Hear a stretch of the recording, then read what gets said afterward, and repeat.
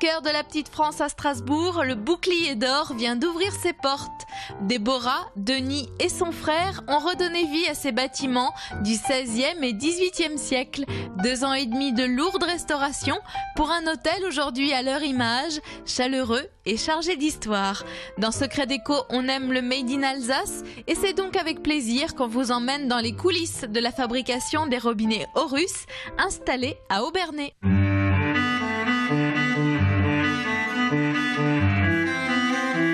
Bonjour Denis. Bonjour Caroline. On se fait la bise. Alors, voilà.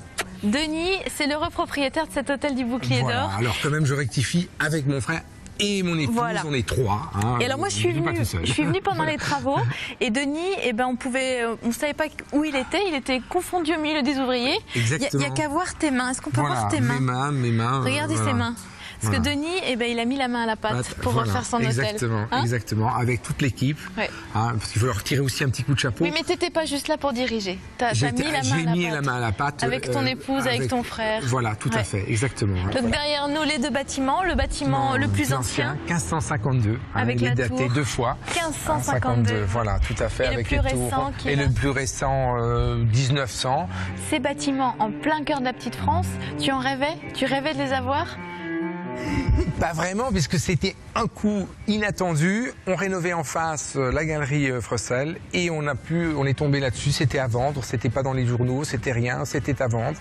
On a saisi l'occasion.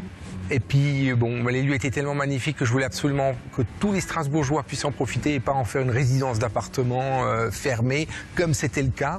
Et donc, l'ouvrir au public, c'est faire un hôtel, c'est faire vivre cette maison. Et c'est ça qui, aujourd'hui, est vraiment important, que tout le monde puisse en voir, tant les touristes que les Strasbourgeois.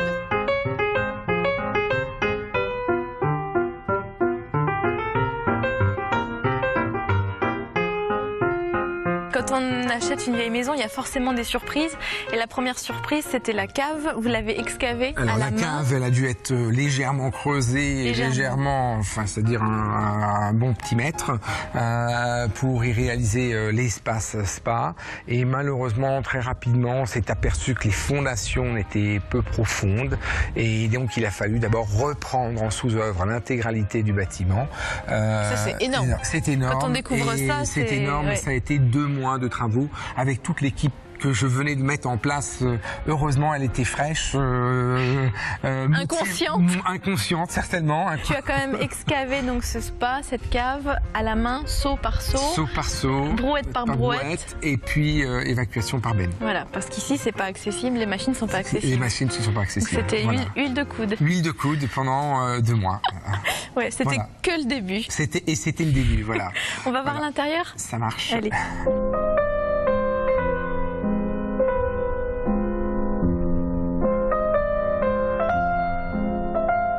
Et là, on arrive dans le salon. La magie des bâtiments anciens, finalement, c'est les petites découvertes qu'on fait en grattant, en cassant des murs. Mais une comme celle-là, tu pensais pas trouver? Alors, on a découvert ici une fresque avec surtout les écussons familiales des propriétaires de la maison. Et en particulier, il s'agit de la famille de Turckheim. Et ça fait quoi quand on trouve ça? Ça fait chaud au cœur, surtout qu'au début, on ne savait pas ce que c'était. Est-ce que c'était un personnage? Est-ce que c'était autre chose? On n'avait pas vu tout de suite que c'était des personnages.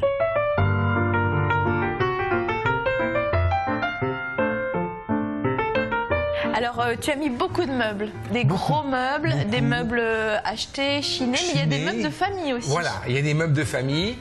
Alors, en l'occurrence, ici, c'est le meuble du bar. Cette idée, je l'ai eue dès le départ. Pourquoi? Parce que ce meuble, qui est un dressoir, je me disais que pour y mettre les bouteilles, c'était idéal. On dirait qu'il était conçu pour ça. En fait, à l'origine, il était conçu pour y dresser des plats, pour montrer les beaux plats qu'on avait en étain. Et ça, c'était un meuble qui était dans la maison familiale. Donc une grande maison déjà. Une grande maison familiale que l'on a depuis 7 générations dans la famille. Et donc c'était important de le placer. C'était important de le placer là. Il a retrouvé une nouvelle jeunesse surtout, parce que tu l'as associé avec le bar. Là. En quoi est le bar? En étain. C'est de l'étain. C'est pas du zinc, c'est de l'étain. Une ambiance très feutrée dans ce salon, dans ce bar, du rouge, du gris. Je me suis un peu inspiré de ce qui se faisait dans des bars à Paris, très cosy, un peu lourd, des fois un petit peu chargé, mais volontairement parce que je pense que ça rentrait bien dans ces lieux.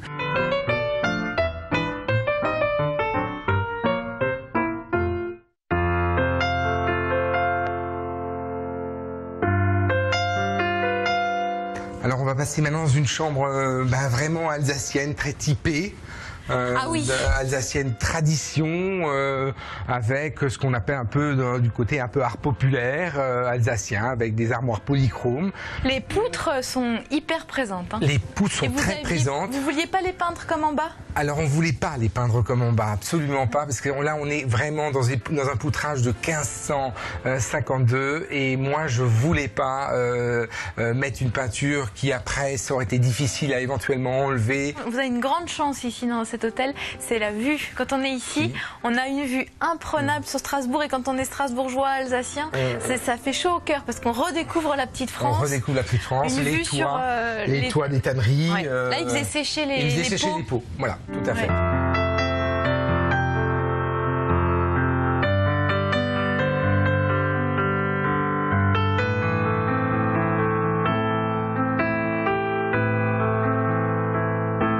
Côté salle de bain, elles sont presque toutes uniques.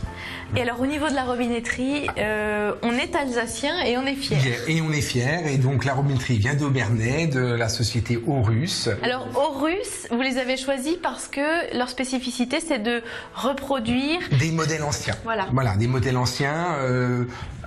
Réactualisés certes, mais des modèles anciens, puisque là on est en mitigeur, donc à l'époque ça n'existait pas. Ça tombe bien qu'on parle de Russe parce que là vous avez une collection à l'ancienne, mais Russe ils font aussi des choses très design et nous les avons rencontrés direction Aubernais.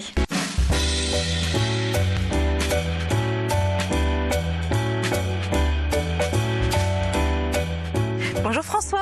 Bonjour Caroline. Quelle belle salle de bain. Bienvenue chez Aurus. Mais oui, alors moi je suis fière de vous faire découvrir cette marque de robinetterie alsacienne. Ici à Aubernais, depuis combien de temps?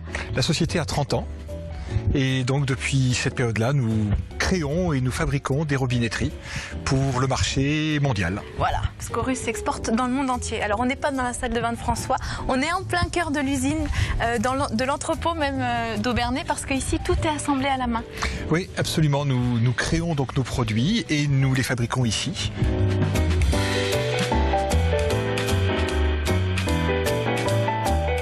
Quand les pièces arrivent ici, elles sont une par une déballées par Madeleine parce qu'elles ne sont pas fondues. Ici, elles sont fondues dans le nord de la France. Tout à fait. La plupart des pièces viennent de la France. Certaines viennent aussi de pays comme l'Italie ou le Portugal.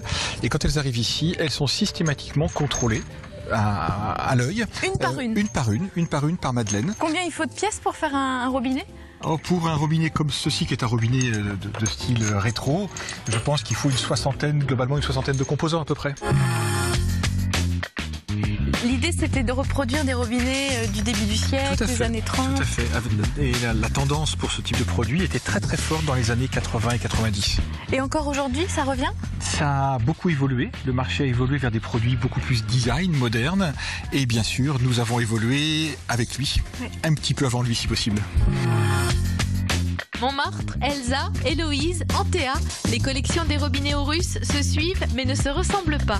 De la Julia Victoria très rétro à la nouvelle vague, les lignes s'épurent, les finitions s'affinent. Pour les amoureux du vintage des temps modernes, Ascot sera un bon compromis jusqu'à la collection Eco, résolument contemporaine. Et là, il y a des prototypes derrière nous sur les finitions. Moi, j'ai découvert des teintes et des finitions de robinet que je ne connaissais pas. Comme celui-ci, on dirait de l'argent. Alors effectivement, ça c'est une collection qui est récente, que nous avons lancée récemment et vous voyez qu'elle est plus moderne. Et là, nous faisons des essais de finition. Certaines verront le jour, d'autres pas. Merci François. Au revoir. À bientôt. Et nous on retourne au Bouclier d'Or pour la suite de la visite.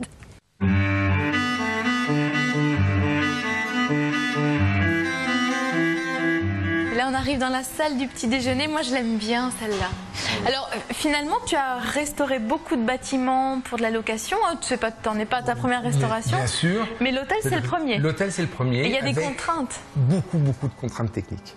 Et en particulier ici, des contraintes de VMC, des contraintes de chauffage, climatisation. Mais oui, où sont les chauffages? Voilà. Alors, tout est caché.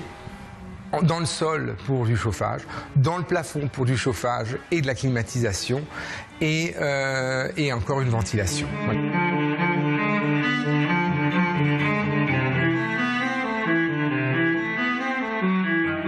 Sur ces cartouches, on voit des fusils, c'est très chasse. Alors, et cette chasse, on la retrouve derrière. Voilà. C'est pas une peinture derrière nous. Oui, non, c'est de la. Vous êtes offert. Voilà, on s'est offert ce luxe-là parce que c'est vrai que c'est un coût assez important. C'est un papier peint. C'est un papier peint de la fabrique Zuber de Rixheim, donc une manufacture qui date des années 1850 et qui font toujours actuellement du papier peint à la main et qui impriment pour les belles maisons, les grandes maisons, et on en a un et il y en a un en référence aussi très souvent, Maison Blanche aux États-Unis. Voilà.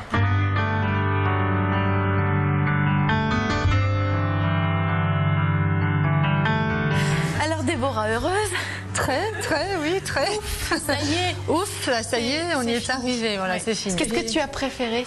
Ce que j'ai préféré, quel moment je préfère d'être le soir, tranquillement, avec Denis, de faire chaque chambre les unes après les autres et de dire, de les bichonner, de les améliorer, voilà, de choisir le coloris, de choisir le petit détail qui manquait dans chaque chambre. Et on était enfin tous les deux tout seuls, tranquilles, et on était pour nous deux, voilà. Et on choisissait ensemble, on passait notre temps ensemble et on réfléchissait ensemble, voilà. En fait, on n'est pas dans un hôtel, on est chez vous. Quelque part, je pense, oui. Félicitations. Merci. Bravo. Tu reviendras quand les peintures changeront. On suivra l'évolution. N'hésitez pas à venir au Bouclier d'Or en plein cœur de la Petite France à Strasbourg. Ils se feront un plaisir de vous faire découvrir leur hôtel. Vous pouvez voir l'émission Bande de Vénards sur le site internet alsace20.tv. N'oubliez pas le blog secretdeco.blogspot.fr pour noter les bonnes adresses déco en Alsace. Et moi, je vous dis à la semaine prochaine. Salut!